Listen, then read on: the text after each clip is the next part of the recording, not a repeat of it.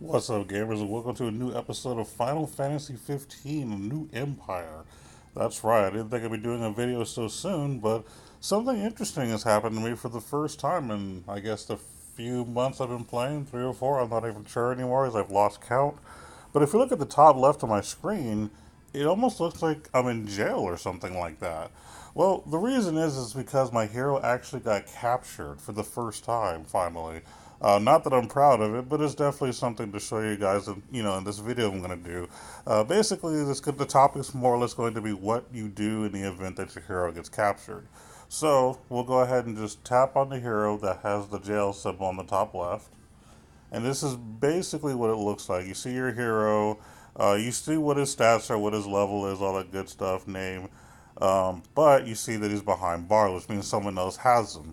If you look at the bottom of your screen, you'll see the person who actually did capture them and where they're located. If you tap on the coordinates, you'll actually be able to see the person's base, and I'll show you real quick. So there we go. So I can see Mr. Paradox, who captured my hero. And then you can actually look at his hero's captured list, and I'll tap on that, and you can see everybody he's captured recently that hasn't been released yet. So that's interesting. So you get to see that. Now there are a couple of options you have, and not many to be honest. But first and foremost, if you're like me, and if you've noticed, I have a lot of farms for Gil. That's important for a reason. So when I go over to the hero, it gives you your options. You can either message the captor, and you can just say something like, Dear capturer, thank you for laying the smackdown on me hardcore recently. Could you be so kind as to release my hero so I can continue playing as normal? Now, I don't go down that way. If you're going to beat the crap out of me and take my hero, I'm not going to ask for nothing from you. But this is definitely something good to do if you're like a lower level and you don't have a lot of gil to do anything with. You could do that. You could, just, thank them for whatever they did, or just straight up ask them, hey, can I have my hero back? The second thing you could do is march and rescue, which I believe if you tap that, you basically send units over there to try to beat them up, and if you, I guess, win a victory, uh, you get your hero back. And then the third thing, which is what I'm going to do, is a bounty.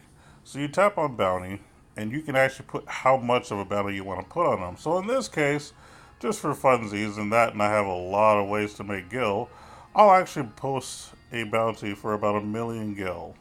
I'll just do it that way. It doesn't have to be necessarily exact. And I'm going to price the bounty. Once the bounty is placed, you will not be able to decrease it. Are you sure you want to proceed with this amount? Confirmed. And boom, now he has a bounty value of over $1,000,000 just because I can. The way that I look at it, if you're gonna beat me up, I'm gonna pay somebody to have somebody else beat you up because I'm not strong enough to beat you. And yes, I've looked at this guy a little bit, and I wouldn't be able to beat him in a one-on-one fight.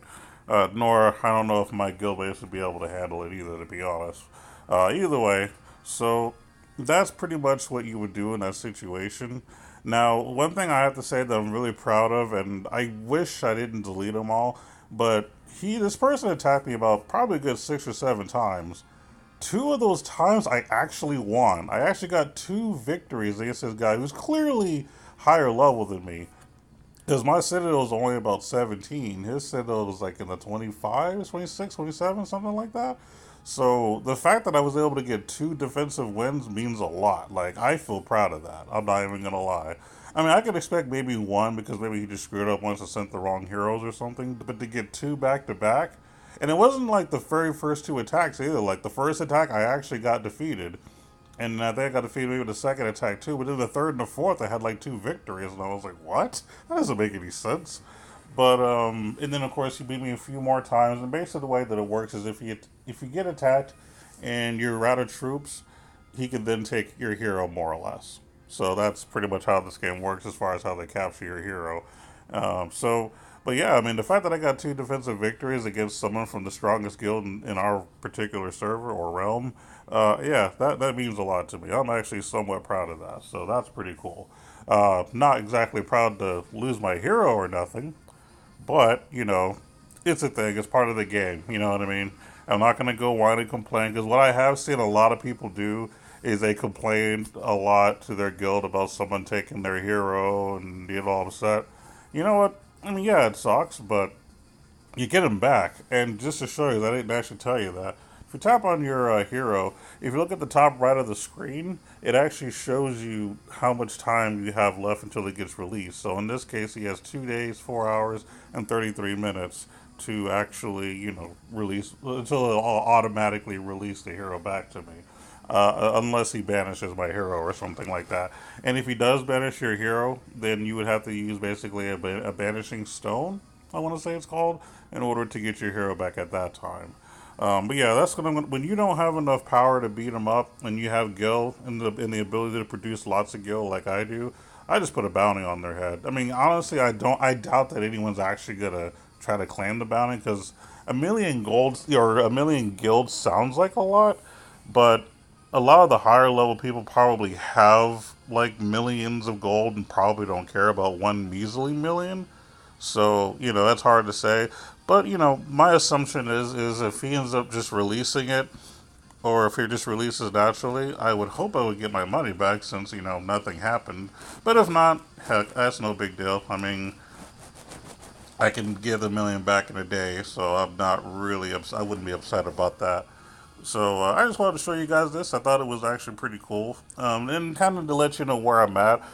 17 is my current Citadel level. I was sitting at about 600k power. If I move my little bubble here, now you can see I'm down to about 300k. Losing your hero hurts your power a lot, by the way. Because had he just killed my traps and my heroes, I'd probably be at about maybe 500k ish, give or take 50k. But losing the hero, that does hurt a lot because a lot of your boosts come from your hero too. Your hero has, pretty good rating, especially if you have them equipped well. I had like two gold items, like two of the legendary items already equipped, so that was pretty legit, and heroes got to go on level 25, and then this is without spending a whole lot of money, by the way. Like, the grind is real in this game if you're not, the money spending type. And maybe, one day in about 5 years we'll actually have enough, levels and all that to be good enough. Maybe I'll be able to fight back. Only because I don't see myself ever spending $100 to get any of these perks. Don't get me wrong, some of these $100 purchases are worth it in the game. But there are a few things that I will tell you that I think is kind of ridiculous because sometimes these events require you to spend $100 to even participate. Like, I don't know, Realm versus Realm, which for those who don't know, Realm versus Realm is kind of like server versus server, might be the more appropriate way to say it. So basically, in order to participate in Realm versus Realm, you have to spend $100 to get this pack that gives you these like special teleport crystals where you can teleport back and forth between realms, and you can fight them and things like that. What sucks about that is if you don't have $100 to spend, like me, because I just don't make that kind of money, I would have to hope that somebody attacks me in order to even get any participation. And if nobody attacks me, like someone's about to right now, um, yeah, good things don't happen. Now, I'm going to let this guy beat the crap out of me only because, let's just face it, I don't really have a hero anymore, so why does it matter, right? So, and it tells you who's attacking me too, I believe. Oh, I've been scouted, never mind. That's no big deal. That's the same guy that took my hero to begin with, so he can scout me all he wants. I don't really care. And another reason, because I honestly could have bubbled, but I believe that since we're in a guild kill event, we get points for like defeating people in power.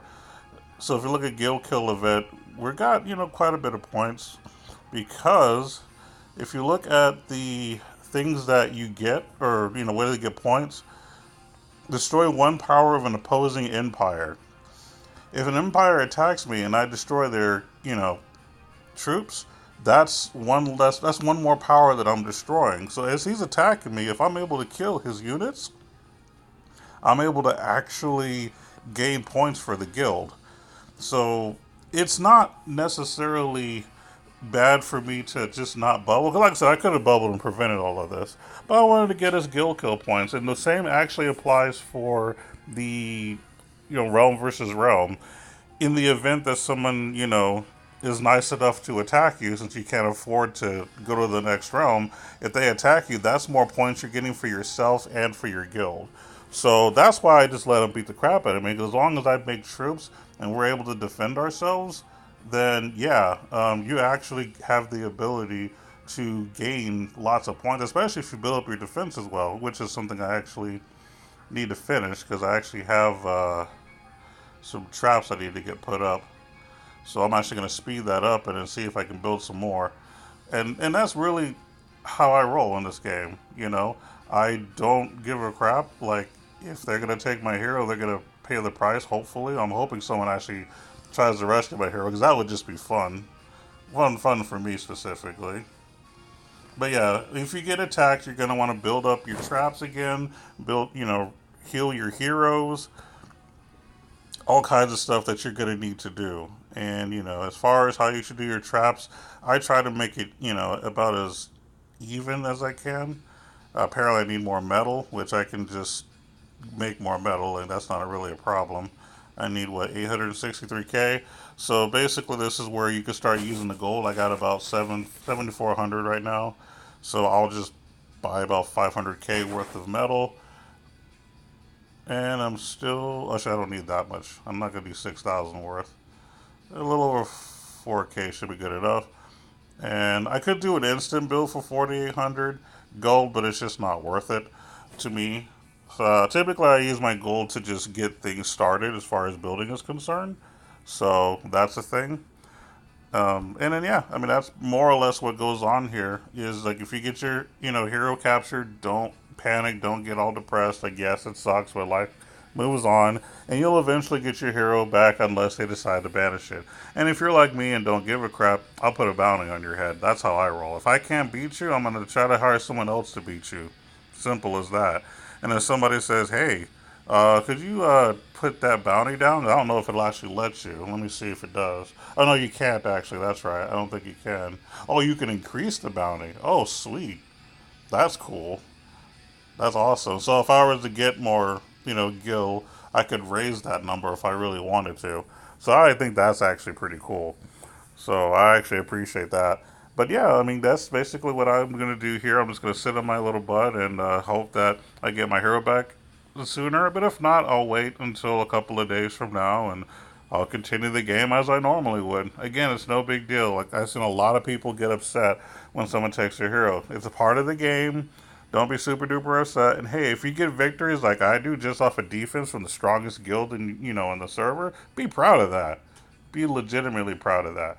Now, for those people wanting to know tips as far as how to keep your hero from getting captured, for those of you who don't want to actually try to get points for your guild or anything like that, or for yourself, or if you're just new and kind of low leveled, what I would recommend doing is first and foremost the best thing to do is to bubble up. Basically, I'll show you real quick. You go to items.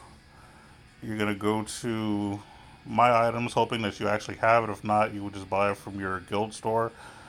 Basically, there you go. I got a 24-hour Empire barrier that I could put on if I really wanted to. This is what ideally you'd want to do if you did not want to participate. But again, I wanted to get some points, which is why I just sat on my butt and let him beat me up. Because we were getting points for it.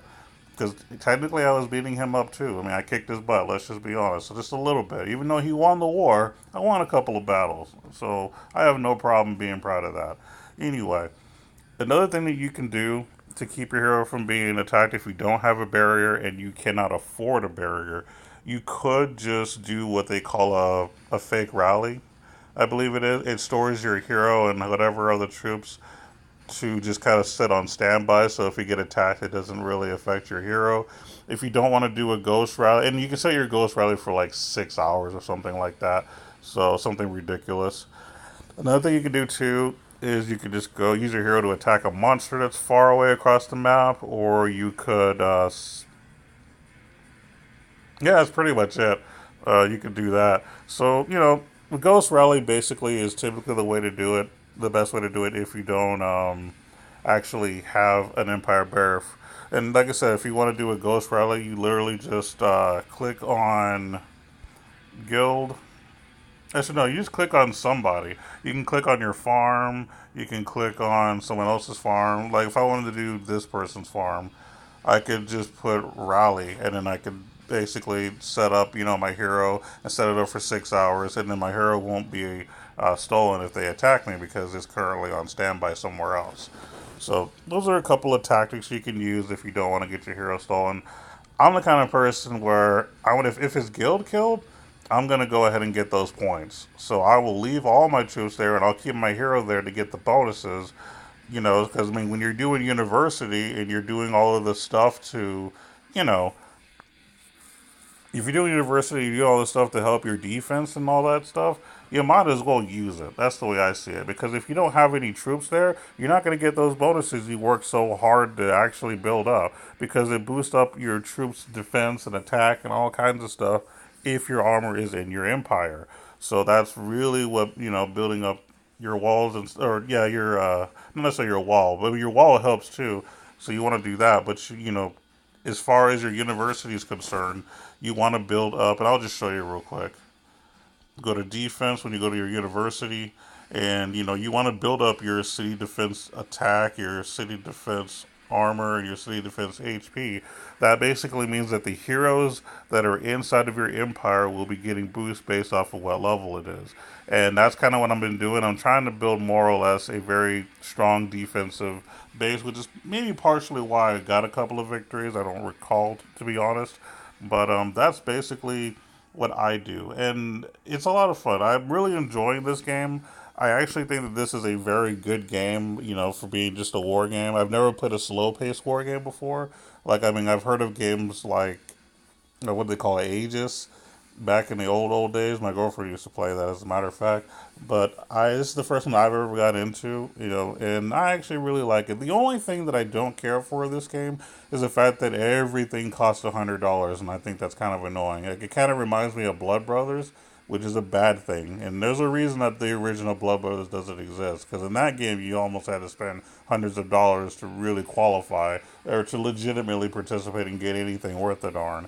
So this game kind of feels the same way. I'm not gonna lie, but other than that, I don't mind the slow grind. You know what I mean? And anytime that I, gain new levels and do stuff like gain levels for my hero, gain levels for my citadel, and wait days to have certain things built, it gives me a sense of accomplishment. The game sets me goals, and I think that's a good thing. And of course, you can communicate with your build. I mean, with your guild, excuse me, not your build. You can communicate with your guild instead of strats and rally other people, and you can just kind of do your own thing. I like it. It's a pretty cool game. They just really need to make the events playable for everyone instead of just super duper catering to the high dollar spenders. That's really my only complaint, to be honest. Otherwise, this is a fantastic game. So I'm gonna go ahead and cut the video here. If anybody has anything that they wish to add that might help other people that are in this situation, feel free to post anything that I may have forgotten. I'm not necessarily the master of this game, but hopefully what I provide you will help you as far as doing what you need to do. So have fun with this game, like I will. I'm gonna keep on playing, and unless something extra special happens, I probably won't do another video until I reach Citadel level 20, and I'll let you know how that feels. Until next time, you guys take it easy.